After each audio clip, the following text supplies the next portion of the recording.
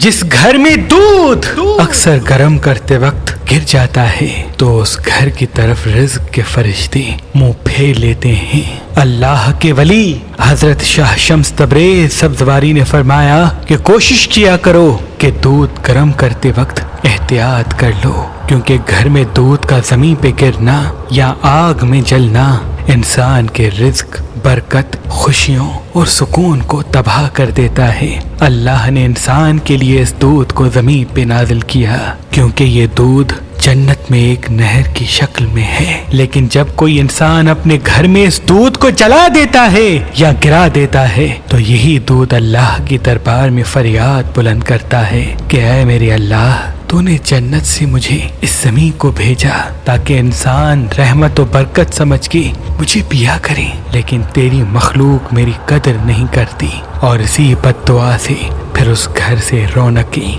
برکتیں اور خوشیاں جانا شروع ہو جاتی ہیں۔ اے لوگو، اگر اپنے گھروں میں خوشیوں اور برکتوں اور رحمتوں کو قائم کرنا چاہتے ہو تو دودھ ابالتے وقت گرایا اور جلایا نہ کرو، دیکھنا تمہاری حاجتیں پوری ہونا شروع ہو جائیں گی، گھر سے پریشانیاں ختم ہونا شروع ہو جائیں گی، اور گھر میں اللہ کی برکتیں اور رحمتیں مسلسل قائم رہیں